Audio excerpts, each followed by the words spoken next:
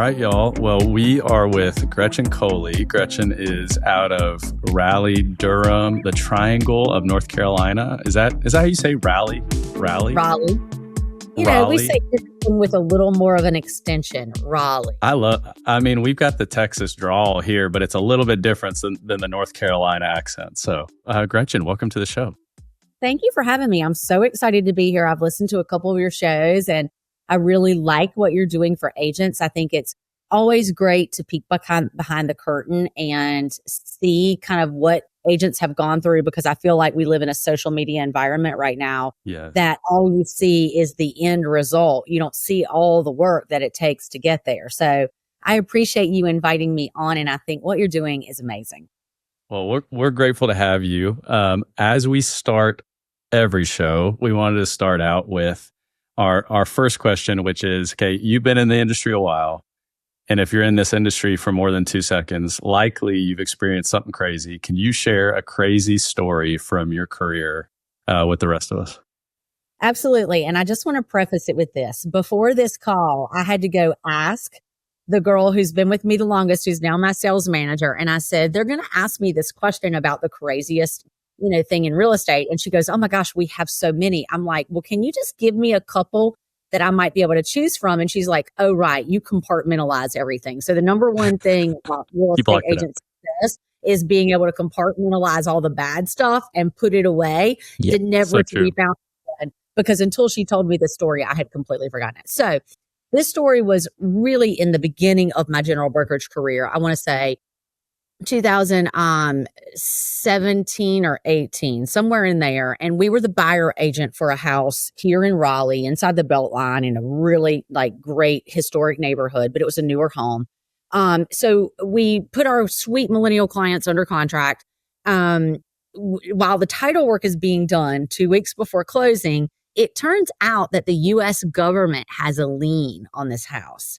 So, of course, we all start digging into why the U.S. government has a lien. Well, it turns out it was part of this huge marijuana bust in Raleigh. And the current owners are a part of that. And, we're reading all the litigation documents and all this stuff. And, of course, our clients, this is their first home. They're freaking out. Our attorneys telling us, listen, we're going to be able to work through this. Their agents saying we're going to work through it. But we're like, oh, my gosh. We just helped our millennial clients buy a pot house. Like, what in the world? Like, you start to think. But yeah, and then the story, you work through all of that. It conversations every day, trials and tribulations. If you've ever had a government lien on a property, it is not the easiest thing to get removed, and there is a lot of red tape that goes with it. So they close on the house, and we go there. After closing, they've got the keys, and there is a safe in the garage. This safe could hold 3 grown men. It is not a tiny safe. It is a big safe. So we call the listing agent and we ask for the combination to the safe. And he goes, why do you need that? And we were like, well, because it's our clients, it's in their house and they want to open it. And he goes, please don't do that. Please don't do that. And we're like, well, what is happening here? We got to be able to get this safe open so they can sell it. They need a refrigerator. They need to get this thing out. And he goes, I'll be over there this afternoon. So he comes driving up. We're on the front porch. This is an alley-fed house. He comes driving up in a white Escalade with 3 goons in the car with him, right? They get out. They're in the back. We're sitting out front because we don't want to know anything about what's in that safe, but we know it's something crazy. And our minds are thinking, is it cash? Is it a body? Is it drug? What is is it a body? And so we come back around after, 30 minutes or so. And this dude is ginger hair in the middle of the alleyway, profusely sweating, completely in a panic attack. He's forgotten the code and he can't remember what the code is. And he's freaking out, which in turn makes us freak out. And the agent says, listen, let's go to the club and get a drink and then we'll come back and try this again. And I'm like, oh my God, are you serious? This is my client's house. Our clients are dying. And so anyway, they come back in about an hour and a half, same situation. They ended up, 45 minutes in being able to get into the safe. They backed their car into the garage, got all the stuff out of the safe. The listing agent is present and the safe got sold. But it was this whole 2.5 weeks of what is happening and who are these people? Because we don't see much of that in Raleigh. No, did you ever find out what was in that safe? No. Mm-mm. No. Something. Oh, that's awesome. Like, yeah, I don't like to ask questions I don't really want to know the answer to. That's fair. But our imagination totally. did. There was lots of cash. There was some jewelry. There was lots of drugs. There was some paperwork, some journals, old school stuff. Like that's what we think was in. That's awesome. That's a really good one. That's top notch. Okay, well, let's jump in. I would like to start at the beginning. Gretchen Coley, pre-real estate. What are you doing? How in the world did you get into real estate? Was that your plan for yourself always, or how did that happen? I didn't even know real estate was the thing. Like I grew up in poverty. I left. I had a single mother. And it was just a really, really hard childhood where, there'd be days where our power would be out. There'd be days where our water would be out. It was just kind of a rough thing. And at 16 and a half, I came home one day, my power was out and my water was out. And I was like, I can't handle this anymore. I felt so helpless.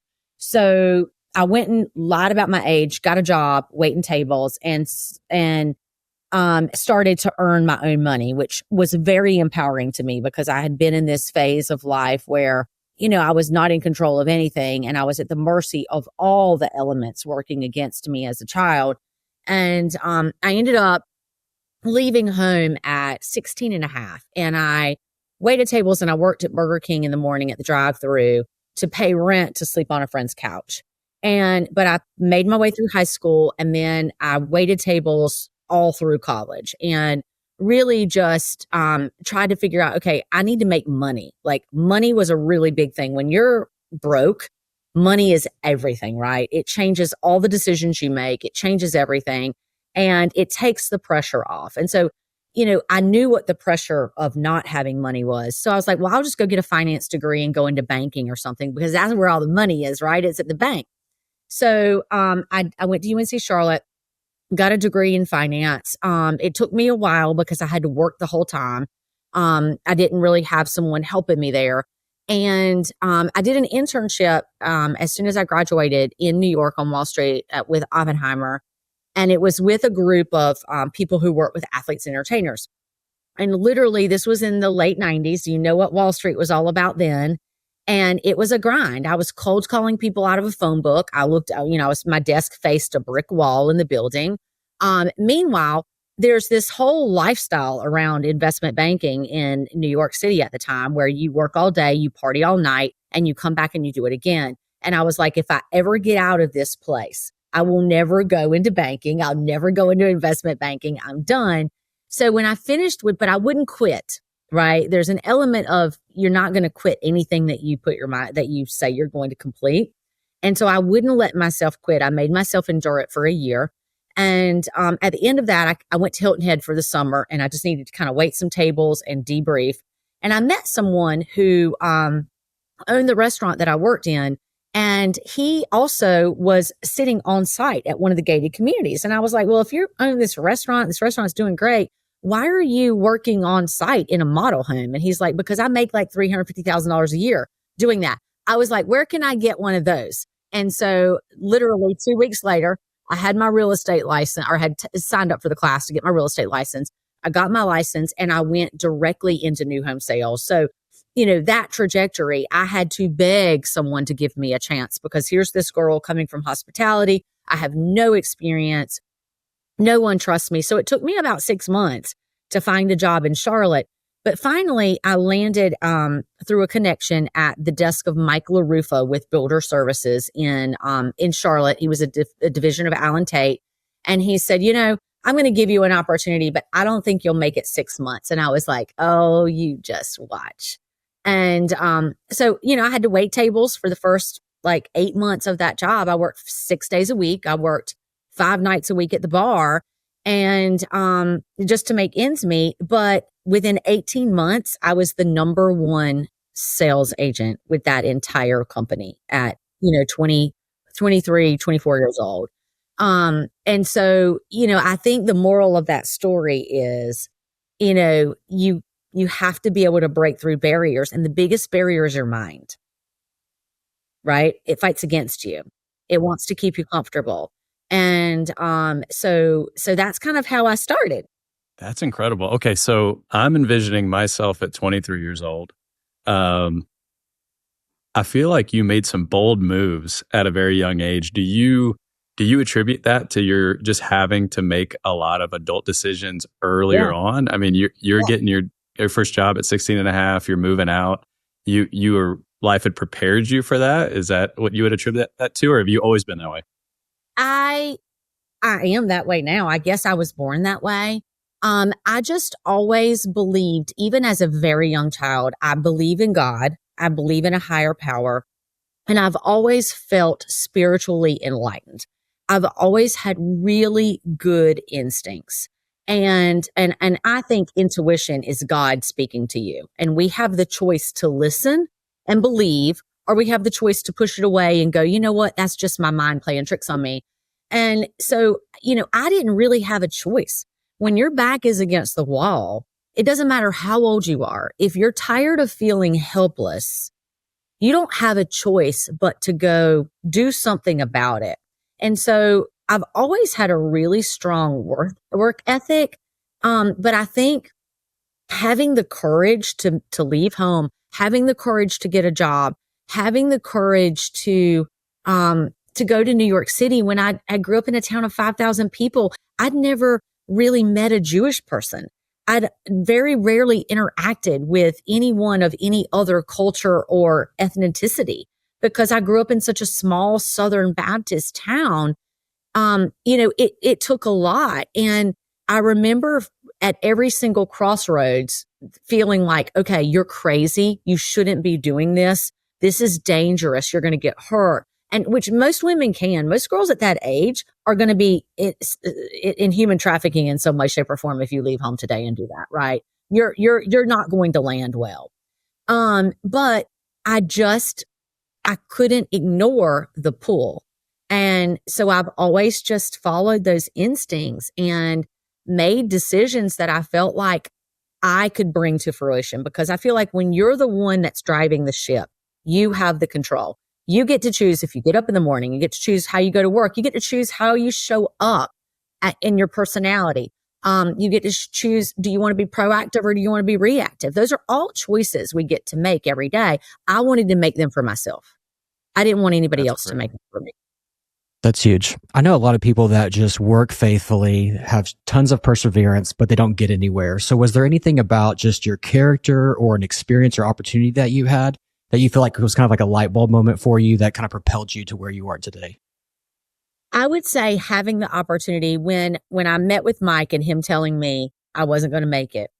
I took that and I internalized it and I turned it into gasoline on a fire. And I just said, over my dead body, am I going to fail? Right? There's no failure. So he would put me in these little sellout neighborhoods, 5 or 6 houses that nobody else could sell. And he'd say, if you go sell this, then we'll give you another neighborhood. If you go sell this, we'll give you another neighborhood. So in every one of those neighborhoods, I knew that the person getting out of the car was a prospect. And I was going to do everything I could do to help them understand the value of that neighborhood. Because when I got paid, that was like more money than I'd ever, like it was like $3,000 or $4,000 per house at that time. And that was like hitting the jackpot for me, right? That was an incredible amount of money. And I was like, well, if I could do that one time a month, then maybe I could do it 2, then maybe I could do it 3. So it was seeing the opportunity and understanding that I had to deliver on so much value in order to get that person to commit. So then how do you do that? You do it by listening to what they say they want and then showing them how what you have delivers what they want. And so I think that was the light bulb that went off, that I was like, okay, this whole sales thing makes sense. It's not really sales. It's really helping them get to a goal. And I think that mindset shift has always been what's propelled me. And secondly, I'm just fearless at this point in time. I've bet on myself so many times and won that it far outweighs the bets that I've placed when I've lost. It's like not being able to remember the stories of the bad things is because I'm focused on winning, right? And I'm focused on learning. And I think that has been the catalyst for everything in my life. And, my trajectory has been like this. Like, I had a great new home sales career. I stopped that. I did something else. I came back into real estate. So it's not been a direct line, but it's been an incredible experience, and I've had a lot of fun with it. And what I love most now is being able to pour this knowledge into newer agents, younger agents on our team. That has really become a super fulfilling part of my life. You said, I'm fearless at this point in time, and I bet on myself over and over. I've noticed in my career, a lot of really successful agents have similar storylines where they came from not much. And I'm wondering for you, if you think about, the fear of failure, which keeps a lot of people from taking risks or having conversations, things that you were able to do. Do you think coming from like knowing you could survive with very little was helpful as you thought about like, well, what's the worst that could happen? Absolutely. It was, because when you have nothing to lose. Fear comes in when you start to accumulate things, money, personal things. You start to get debt. You're afraid to take chances because of what you can lose. If you don't have anything to lose, you're playing the game differently, right? And I've always tried to keep that mindset. Like, no matter how much money I have, no matter how profitable our year is, no matter how much like things I have, if at any point in time I could go back to zero and I could make it all again. And I've done that a couple times since like my beginning in new construction. Like, I can go back to zero and I can build it again. And I think that's just come from, I think the thing with fear, and I was listening to Growth Day this morning. I'm a real big personal development kind of person. I really lean into it. And a lot of fear is the feeling that it has in your body, and it kind of tingles, right? But excitement feels the same way. So it's really about what the label that you put on something is. And so I tell my team and my children, if it doesn't scare you, don't do it. But if you are scared, just know that it's really excitement and you should do it. And it's funny you say that. When I played baseball, and we used to deal with a lot of mental skills coaches in baseball. And that was one of the things, like there was not a baseball game I played that I wasn't scared. Before every game, you're nervous and you have to reframe it. It's like, hey, those are the two of the same things. So this is your body preparing you to do something incredible, right? Absolutely. That's awesome. So what is the transition then for you? You're in new construction. You said you transitioned out and did something else first before getting into residential brokerage. So I got married after like my start of my career. I got married at 25 years old, had a baby, was going to quit work. I ended up, my husband just happened to be a real estate developer. I was already successful before I met him, but I moved to Raleigh and I was going to just not work. And after about 14 weeks of being at home, not having a job, I was sitting across the dinner table looking at him going, look, we don't have a lot in common if I don't have a job. So luckily he had a neighborhood that they were working on that was getting ready to start sales. And so I transitioned into that and I worked for him for 8 or 9 years, doing centralized sales in a master plan neighborhood. And that was great and wildly successful. And then I just got burned out after the recession. Like, the builders were angry. The people were angry. Everybody thought they were either paying too much or not getting enough. And the agent was the only one making any money. And I just got tired of getting yelled at. And so I just said, I'm going to quit this. And I had began to pursue a fitness journey, because after I'd had my twins, I'd gained 40 pounds and I was really anxious and I needed to change my diet and my nutrition. So I set a goal to compete in a fitness competition in 12 weeks, which I did. And I competed on Mother's Day for the first time ever at 34 years old. And so I hung this little bikini and stripper heels in my closet. And I said, it doesn't matter what my weight is. I'm getting on stage and I'm going to let someone judge me physically, subjectively, wearing that. And that will motivate me. Bold move. Yeah.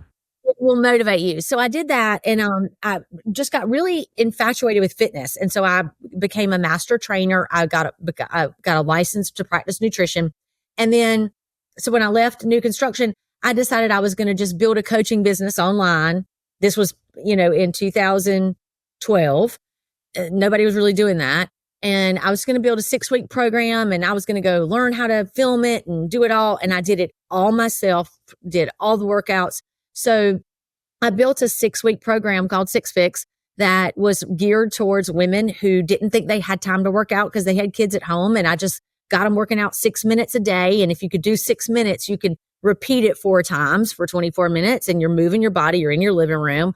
I helped them with nutrition. But what I really helped them with was mindset and habit creation, because people want to buy a nutrition plan and a fitness plan, but they need mindset and they need habit reprogramming. So this program of 180 videos over 6 weeks was filmed, edited, marketed, all on social media. And I built it to 7 figures in 3 years.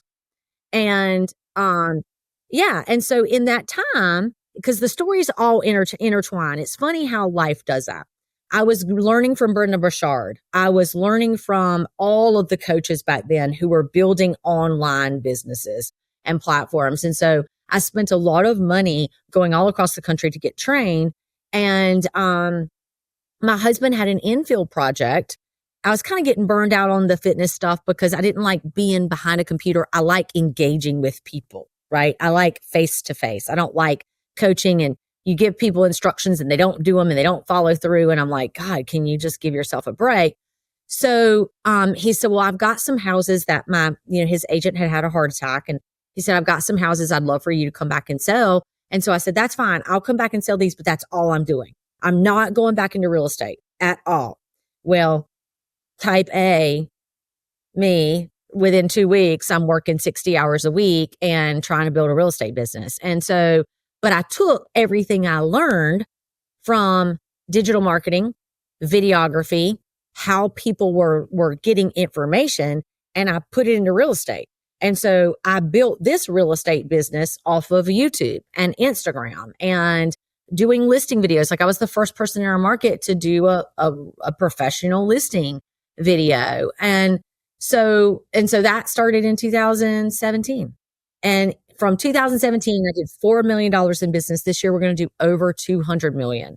That's a super fast trajectory of growth. And I think it just ties into that whole journey, right? Like every piece of the puzzle fits together, but it just goes to show you never know where you're going to land.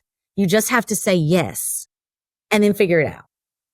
I love that. I've got so many curious questions. One of which is, I feel like videography, social media, these are buzzwords. Everybody's doing them. Most people are doing them poorly.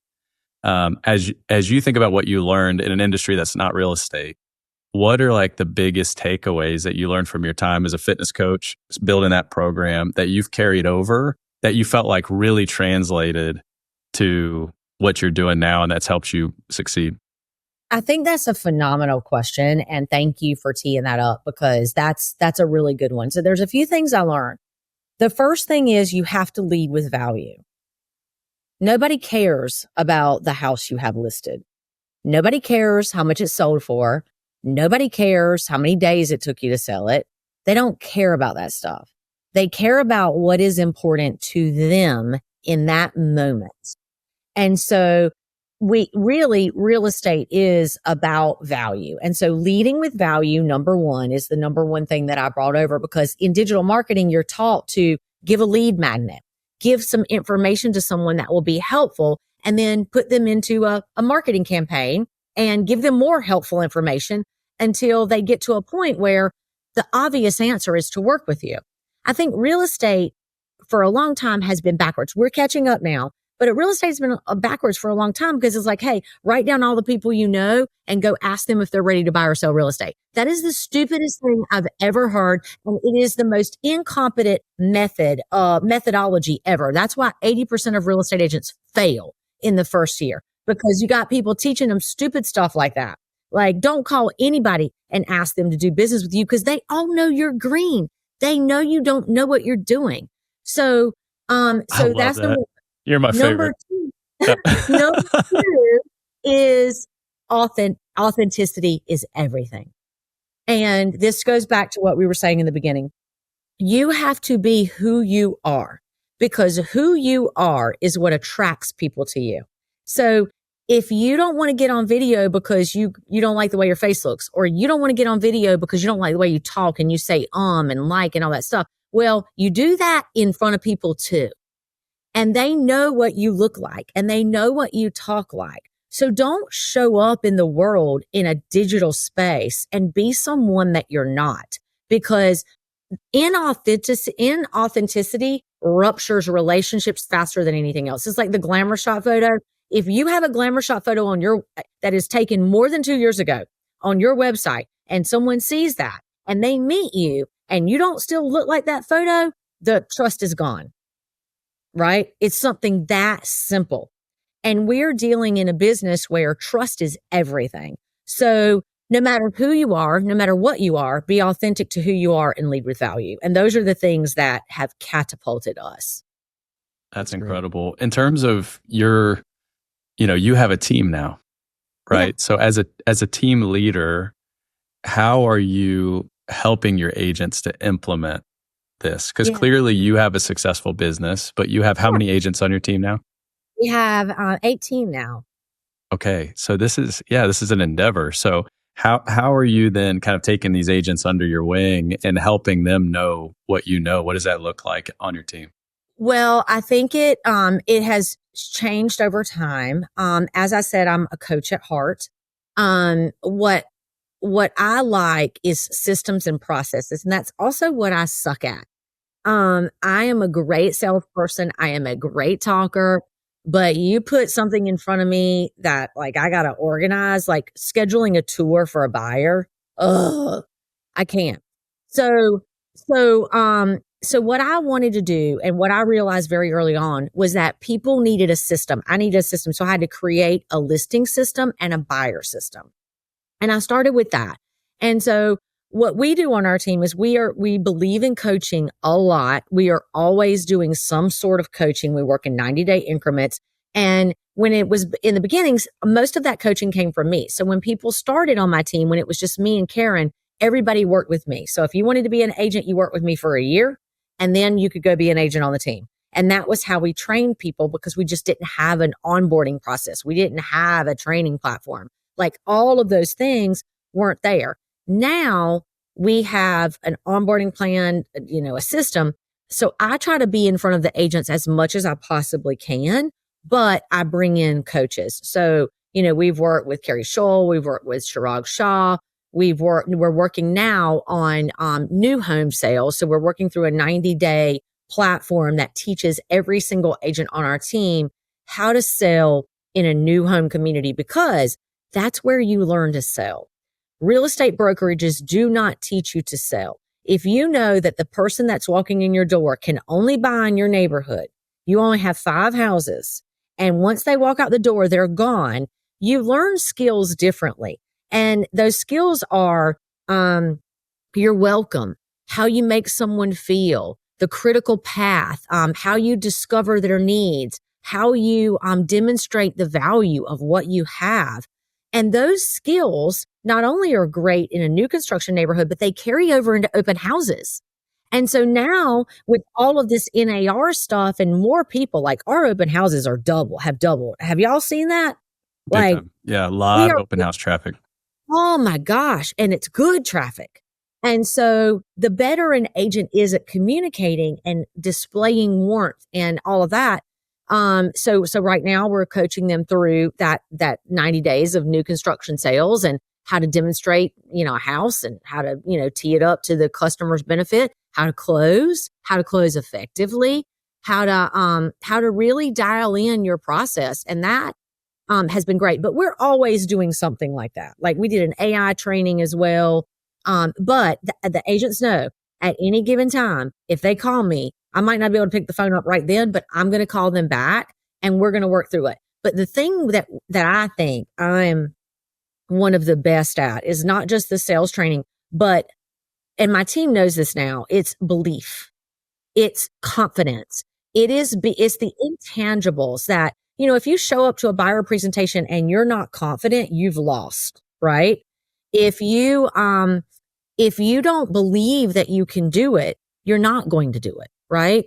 If you don't know how to present a contract, you're not going to ever ask somebody to buy it. You're not going to ask them to move forward because you're not confident in your skill set. So we really lean into personal development. And right now I am huge on Growth Day for my children, for my team. I think that is a platform that is so ridiculously inexpensive. And they have this little 15 minutes at the beginning of every day. And you just play it for 15 minutes. And like today it was on, do it anyway, win anyway, no matter what your challenge is, win anyway. No matter if you're, what happened in your marriage, what's happened to your family, no matter if your car was repossessed, win every day. How do you get past that? And so those mindset things, it can be zha and everybody can be like, oh, that's all just BS, but it's really not. How you think about the world and how you think about yourself are display themselves in the world as energy. Yep. And people feel it and people see it. And so when I look at an agent who they might look the same on paper, one's this and one's this and they're equal. The one with the best attitude that can get kicked in the teeth the most and still get back up is going to win. I don't care if they were valedictorian, 4.0 GPA. I don't care about any of that stuff. Hard work trumps talent every day. And you got to have a sense of belief in yourself in order to continue to get back up. So true. You're leading a powerful team. You're successful. You're doing a lot of coaching. You're pouring into team members. But where do you go? And I think you've hit on some of this, but for inspiration for yourself, some of those disciplines, habits, rhythms that you're building into your daily activities. For that, Growth Day has been a real big one for me now, because it's just right there and I can do it every day. I do some classes in Mind Valley. I typically think about what am I struggling with and where is there a cure? So the last book I read was The Big Leap, and it's all about limiting beliefs, and it's all about how you push up against an upper limit problem and how to know when you're doing it and self-sabotaging. Have y'all read that book? If you haven't read it, it is phenomenal. It is a must read. And it just kind of makes you more aware. I used to believe that I needed a lot of fixing. So I believed every time I had a problem, I needed a mentor or a fixer. Now I've tried to break that habit because I don't really need fixing. I need up leveling, right? I need to break the barrier. I'm pushing up against a glass ceiling when things start to get hard, and I need to kind of break through it. And so I lead to books. I've got a great coach right now that's an executive coach that I work with every couple of weeks. And we talk through team issues, family issues. My biggest struggle is time management with my family and, those kinds of things. So, I look at what's not working in my life right now, and I go try to put attention in that, but I try to only do one thing at a time. So if I'm going to read a book, I want to read the book. If I'm going to do a coaching, I want to coach. If I'm going to work on time management, I want to block it out and work on it until I've got it to a point where I feel like I can move to the next thing. This is an aside. Have you read either Tiny Habits or Atomic Habits? Have you read those? I've read Atomic Habits. Yeah. Uh-huh. Okay. Atomic Habits. Yeah. Tiny Habits is similar. BJ Fogg is the author. I think you love it. You've talked about habits a couple times and little fixes. The one thing at a time, that point that you just made, I think is so crucial, especially for young agents, just to go, hey, you don't have to do it all. Don't do it all at once. Focus on one thing and get better at it and commit to it for a year. Just commit to it. Do it really well for a year. I think that's the thing in our industry. Because the education in the brokerage community is so lacking, and you eat what you kill, right? So we are a business that you don't necessarily want to share what your knowledge base is. And that is totally the wrong mindset, right? Collaboration is everything. Sharing is everything. I would not be where I was today if people didn't lean into me but I put what they taught me into action. I wasn't out That's right. asking for advice. I was asking for help. And there's a very different thing. And so I feel like, our industry really needs a revamp of how we're coaching agents to be successful, because it's really simple. It's a mathematical equation. You got to come in and learn your area. You've got to learn how to present a buyer and a seller process, and you got to make it about what's important to the person in front of you. It's got to be about their goals, not yours.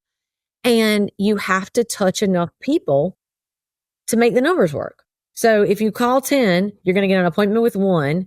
And if you get an appointment with 1, you're maybe half of those people, convert into people who want to work with you. But at the end of the day, it's math.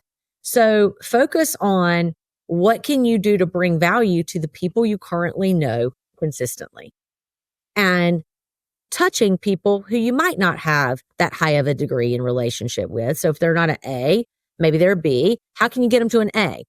And if they're a C, how can you get your relationship with them to an A? But it needs to be about the relationship, not about you wanting to sell them something. You have to be a great human. And if you're a great human and you keep your word and you do what you say, you will be successful in this business. But you can't break the promises you make to yourself, and you can't break the promises you make to your clients, because that's where failure comes in. That's so good. When I think about generating business through social media or through video, I know that relationship, if I get a referral from a past client, I'm starting the relationship on second base, right? Like there's a level of trust there, because I've been teed up by my friend who they know that they trust. But in my experience, sometimes those other leads, I have to work a little bit harder to get to trust.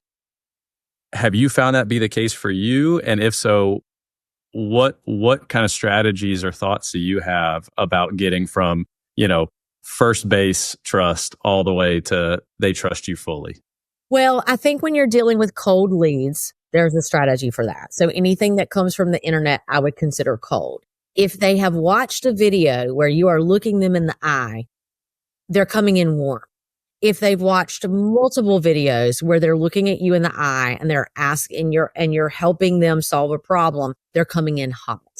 So I think about content creation in that strategy. Okay, here's a surface level content that we can create that's going to educate. It's carousel post, it's houses, it's something to bring them into the ecosystem.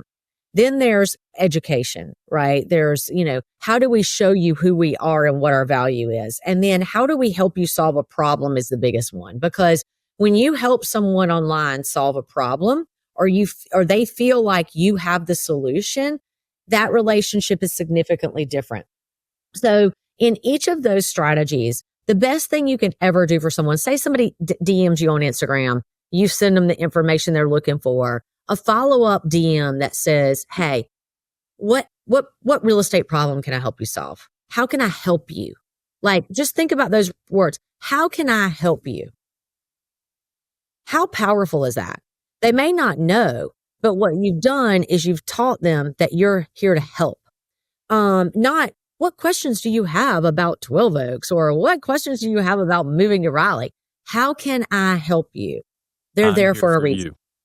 I'm here for you. I'm here to serve you. And then the next thing that we do is really trying to get them from the internet to either a Zoom or an in-person appointment. And Zoom is usually the barrier of least resistance, and we're fine with that. But in that appointment, we're doing everything on the front end of that. The first 10 minutes is all about them. And we tee it up to say, hey, would it be okay if I ask you 5 questions that are really going to help me understand your goals, dreams, and desires, and how I can help you achieve them? Would that be okay? Who's going to say no to that? No, nobody. No. So that's really what we do. And then, we do all the other stuff like, marketing funnels and staying in front of them on social media and all of that. But relationships take work. And the biggest curse to our business is you get enough business that you feel like you just need to work with the people that are the low hanging fruit. And that's the kiss of death, because our timelines are too long for you to have a funnel that short, and I tell people all the time, one of the things that we talk about a lot in our team is we are playing the long game. When you play the long game and you're in it for good, and this is hard for a new agent to comprehend, but they can get it. And I teach them this. When you're playing the long game, you help people in a different way than someone who just wants to sell a house. You can help advise them on strategic decisions, whether there's a commission involved or not. So an idea of this would be, or an example of this would be, if someone says, hey, I'd like to talk to you. I'm thinking about, should I buy a house right now or should I rent? And of course, the real estate agent wants to help them buy a house, but sometimes that's not the best for somebody. And so really, like, being able to objectively analyze what that person is telling you and to be able to encourage them, hey, maybe you should just extend your lease for 6 months and let's come back to this and see what the market looks like. When rates come down a little bit, and because they may not be able to financially do it right now. It doesn't matter what rates are, right? And it doesn't matter what anybody says. When rates come down, houses prices are going up. If they cannot financially stretch to do it now, and there are a lot of people who can't, then the best advice you can give them is to stay where they are and to follow up with them every month, right? And let them know you care. And so I feel like that's just one way that you're playing a little bit of a different game when you're playing it for 5 years down the road and 10 years down the road. And I tell people all the time, listen, whether you want to buy or sell right now, I don't have a dog in that fight. I am going to be here when you're ready, and I will support you in any decision that you make. There are so many agents right now that need to hear that word. And I think what's been great about the process of doing these interviews and talking to you and talking to other incredibly successful agents around the nation is one of the themes is that very thing, which is we have a fiduciary duty to our clients. This isn't just lip service. And what is great is that when we do right by our clients, it does mean we do better business. And we have to play the long game to do that. But at the same time, if you're a new agent right now and you're just seeking out coaching, I hate to say it, but a lot of the coaches out there that want to sell you a program, they know you need to get the quick win to pay them money. So they're short circuiting that system. They're making them make short-term decisions. And so Thank you for that. I mean, I think that's just so good. Yeah. And it's different. Like, it's easy for me to say, and you probably have some people who are watching this who are like, well, that's easy for you to say because you've been doing it for 20 years. And I hear that on my team too. And I'm like, well, if it's easy for me to say now, then get yourself to a point where you can say it easily too. All you got to, and when you're doing it the right way, you're going to get quick wins. You're going to get wins when you're doing it the right way. It's not that you're not going to get wins. You're going to get them. It's just, it's not going to be every single time. Sometimes you're going to hit a base hit. What advice would you give? Because I think that's a good point. I've had agents as well that are like, they're in that stage where they're building and they get a commission check now, and then it's 2-3 months go by before their next paycheck and they're kind of freaking out. What advice would you give an agent who is in that position, kind of where you were when you got into new construction sales, and it was like that next paycheck wasn't guaranteed? You did need it. What advice would you give in terms of kind of preparing for that first grind and being able to make long-term decisions? I tell them you need to be in the office 5 days a week, period.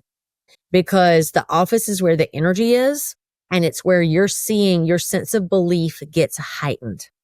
When you're around people, like studies show that if you sit at a desk beside a high performer, you're going to be a high performer. If you sit at a desk beside somebody who's lazy, you're going to be lazy. I tell my children this all the time. It's a law. Like, there's some kind of law like gravity. I can't remember the name of it, but it's something like that says that. And so you got to be in the office 5 days a week, and you have to fill your schedule up with things that don't make you any money, like phone calls, coffees, lunches, getting in front of people, and you have to learn the business. And here's the thing. you got to honor the struggle too, right? Because it's not easy. And when you first start selling real estate, you have to learn everything. So everything is hard and it takes a long time. You don't have time to have 5 clients at a time under contract. But what we try to do is get you to a place where within the first 60 days, you have 1 contract. And then we want to keep the pipeline full. So we want you to have 1 pending and put another one under. We want you to get another pending before you get a closed. And we really focus on that in our one-on-ones. And we teach our agents to focus on that when they're looking at their weekly schedules and their daily habits.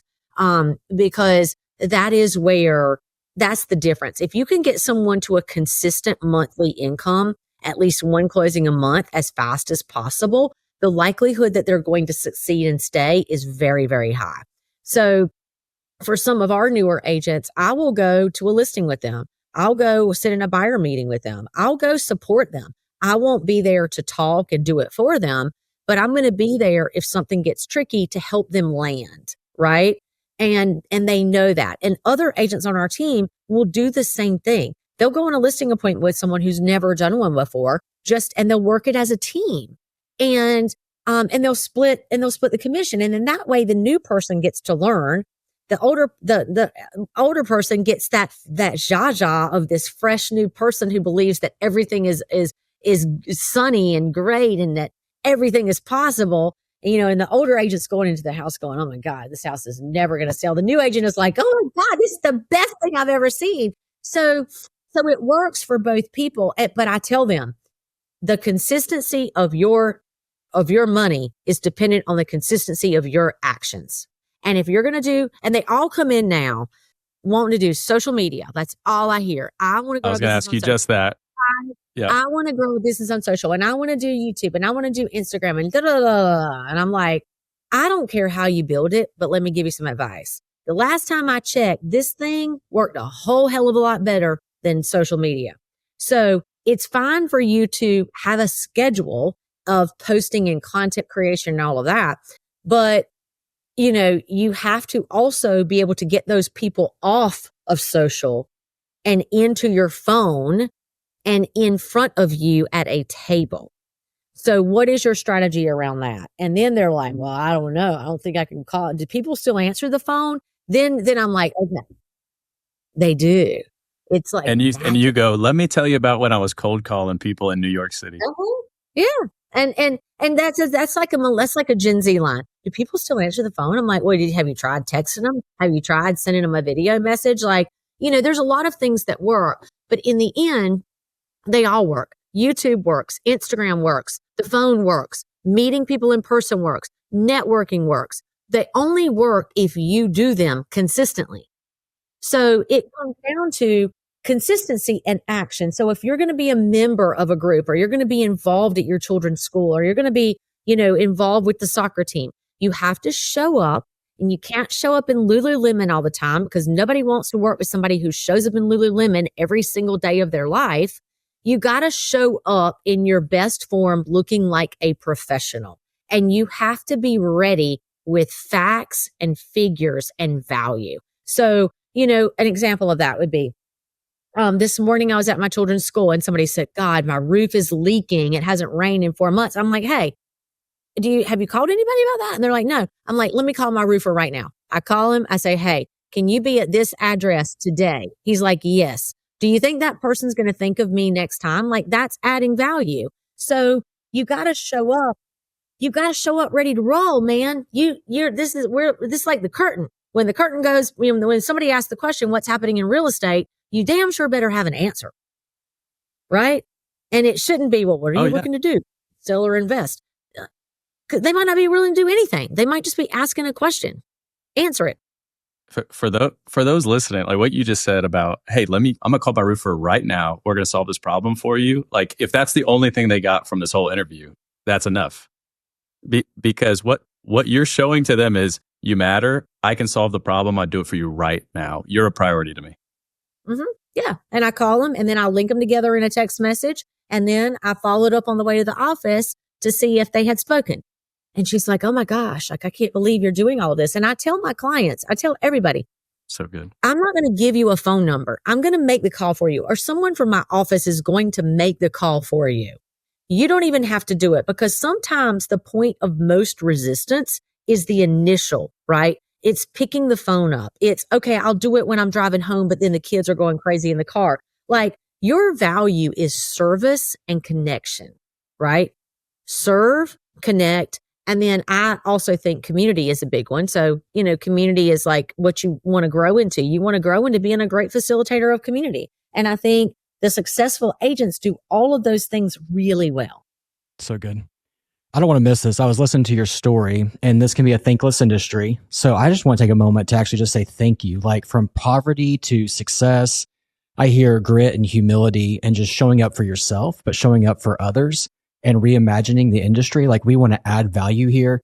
And I'm just overwhelmed by your story, the power of your story, how you're showing up, how you're now impacting other families, both clients and then other agents that you're empowering. That's tremendous and something to be really proud of. So thank you so much for all that you do from one agent to another. Thank you. Thank you for saying that. It's been a fun journey. I have a 21-year-old son right now, and he's in college, not sure what he wants to do.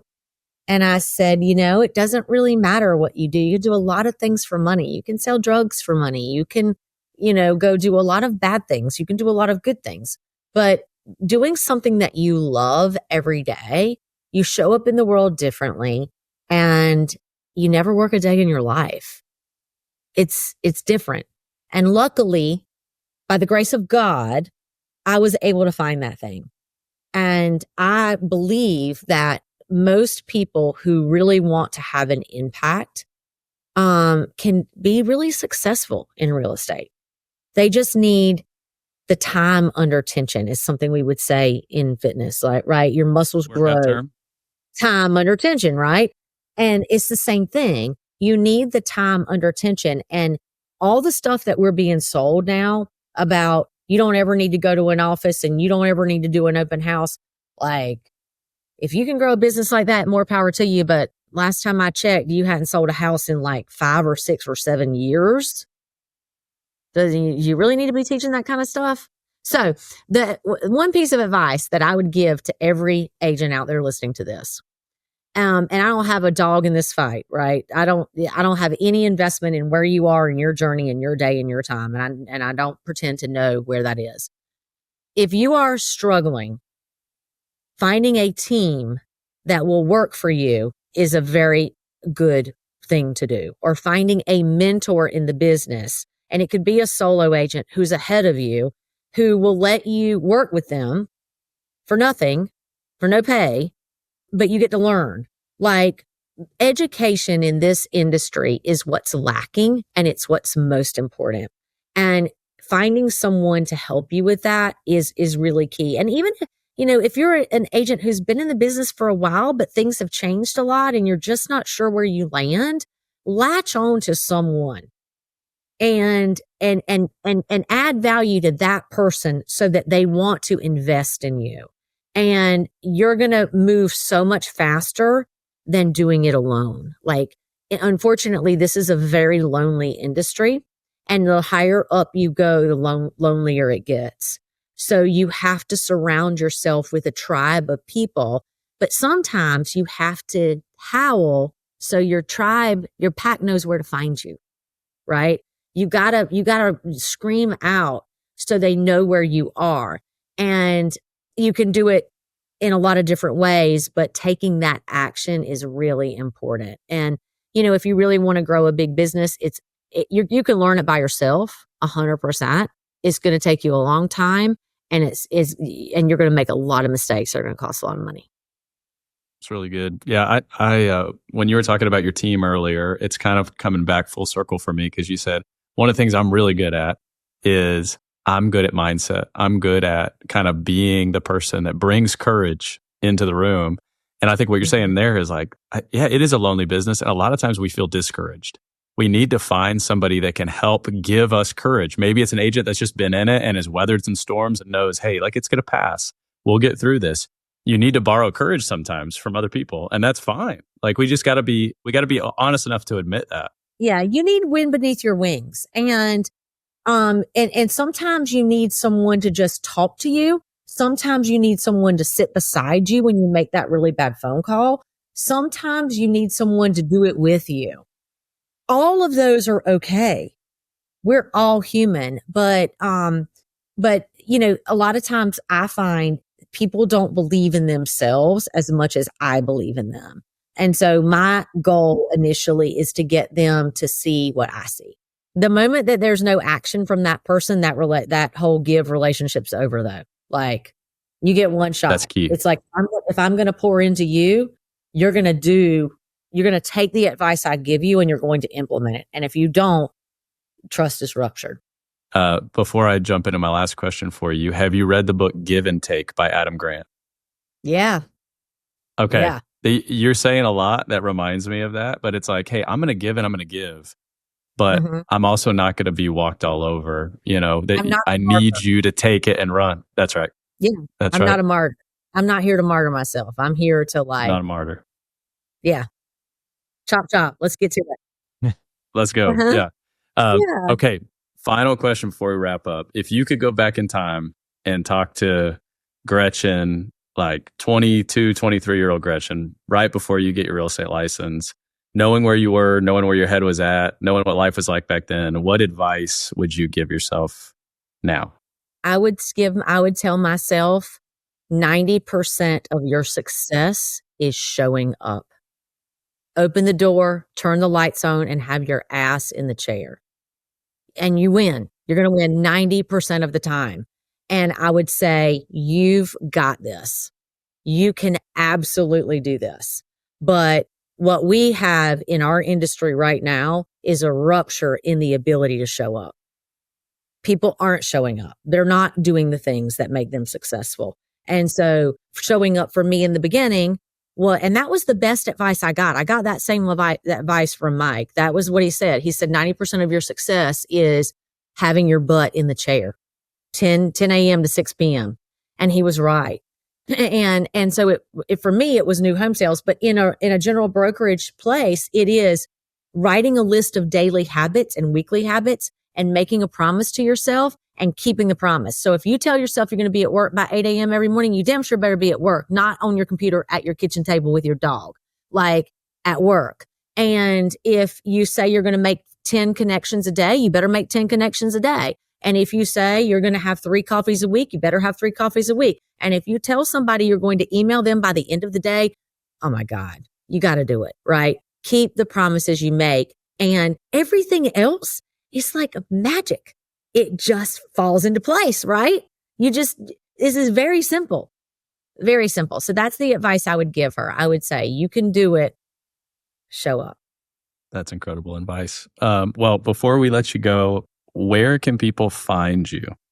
So I am on Instagram, which is where I like to play, at Gretchen Coley Group. You can find me on YouTube at the same Gretchen Coley Group. Our website is The Coley Group. And I'm super active in there. So any DMs and stuff like that, it's, if it's a real estate question, they bring it to me, I answer it. So we would love to connect with you. We do stuff like this all the time where we collaborate, and I've got some really great plans going into 2025 for mindset training, habit creation for real estate agents. So nothing that I'm selling, I'm not doing any of that. It's totally a collaboration. So I'd love for you to connect with me and see what we got going on in 2025. Well, we will link to all of that in the show notes so people can find you. And you guys, if you have somebody who's a client who's moving to the Triangle, you've got to reach out to Gretchen. Please connect, refer that client. She will take great care of them. We're confident of that. Gretchen, thank you so much for joining us. Thank you. Hey y'all, Ryan and Collin here. Thank you so much for listening to the show. If you have gotten any value from the show, and if you resonate with our thoughts on how we serve clients and happen to have a client moving to the Dallas-Fort Worth area, we would love to serve them. Our promise to you is that we will take exceptional care of every single person that you send our way, that we will collaborate with you every step of the process to make sure that it is a seamless experience for everybody involved. And we're going to offer you a generous referral fee as a thank you for trusting us with that relationship. Now, you can connect with us through our social channels, or you can go to our website, all of which are linked in the show notes. As always, we appreciate you a ton. Now back to the show. Okay, we just had an incredible show with Gretchen Coley out of North Carolina, just slaying real estate there with her team, 18 team members. Just a powerful story, grit and humility, tons of value adds. But Ryan, give me your first take on what we just heard. Yeah, I mean, I think we're developing a theme, the more agents that we speak with that are doing not like just good business, but like incredible business. And I feel like they're all coming back to the basics. A lot of them are coming back to the basics. She had a little bit of a new spin on it because she does lean into video and kind of has a really cool story around how she uses kind of video and some of the things she learned in her career in between real estate careers. But I think at the end of the day, she's also kind of circled back to like one theme in her story is hospitality. Like we didn't loop back to that, but I feel like she started, her first job was in hospitality. She went back to hospitality after, she had a stint in investment banking, and that stint in hospitality led to new home sales. And I feel like it's almost like what she learned in hospitality has carried over into her, her work world now, where she approaches every client with that kind of that air of hospitality. It's like, this isn't a sales business, this is a service business. I'm here to serve you. How can I help you? How can I help solve a problem? And even as she teed up, the example of this morning when she was at her kid's school and somebody, had a roof issue, and she's like, hey, I'm going to call my roofer for you and I'm going to get it taken care of. It's like a transactional way to take care of that is to say, here's my roofer. You could go a step further and say, I'm just going to like text my roofer and introduce you. And she said, no, I'm going to take care of it for you. It's just like taking it to that next level, I think, is really what sets a good agent apart from a great agent. And you could tell she's not just paying lip service to it. Like that is genuinely the spirit of the way that she feels towards these people, which I think is pretty spectacular. What about you? Yeah, I love the power of perseverance. Just you can't do this, and yet she showed up and she did it, right? And so there's a key element, and it probably wasn't termed this way in the interview, but self-care. She just knew mentally, physically, emotionally, she was going to have to show up as a version of herself that was better than anyone could even believe for her. And so I think about just, the way she, from fitness to real estate to development, motherhood, the ins and outs, like she just showed up and was like, this is what's going to get me to the place where I need to go, and then begin to put that into practice. And so again, you can talk a lot about things in real estate of ideas, hopes, dreams, but really just showing up first and foremost, that self-care component. And then just how she's empowered others to come alongside her. I think of the elements of the free coaching or, hey, just having someone you can look up to. She's a driving force for that. So she showed up for herself. And now she's showing up for others in both client facing ways, but also for her team members. And that's just the power of her testimony of just who she is, her character, all those things. Yeah, I agree with that. I think, those of us who kind of found our way to real estate through other things, she had this departure where she went through like a fitness journey and had a fitness coaching. And it's funny because nothing's wasted. She's referencing fitness terms and building habits and the things she learned in that as she now coaches her agents, or as she like has developed a successful business herself. She used the term time under tension, which unless you are like lifting weights consistently or kind of in that world, you don't know what that means. But she's definitely drawing on all these aspects of her history to like bring that to bear on her business. And it's been really effective. And I just think that's awesome. She talked about being consistent. She talked about stacking habits. And one thing that I loved too, and then I'll wrap up, is she's not saying, here's the exact system that I use and here's all the things and you got to do all of this perfectly. She's like, 90% of the game is just showing up. Show up. That's habit number one, show up. And then, and then it's like, and then I do this and I keep that promise to myself today. And I do this and my promise to myself tomorrow. And then I keep my promises to other people. And so there's an aspect of, hey, keep it simple, show up, be faithful to do the work, and keep your promises, right? And if you do that long enough, consistently enough, you're going to win. And so I think she's clearly winning in real estate because of that. For sure. I don't want to miss one element. I think if I thought about a hope I had was that we would see just humility show up. These are top producing agents, nationally recognized, billions in sales, leading big teams. And yet it's just a beautiful thing to see them come on and just talk about, yeah, there's hard years, or hey, there's failures, there's misses, or hey, it's a grind. And hey, I'm still learning and trying to adapt. Just the humility that's coming out of that. And so that was a huge takeaway of like, just don't lose sight of that. Like show up. Even going back to like photos, like you post a put together photo online and then 2 years later, it's like you're showing up and look rough and ragged. It's like, no, be authentic, like show up, be humble, be willing to learn and adapt to what's in front of you as well. Yeah, that's right. I think that's well said. Gretchen Coley, you're awesome.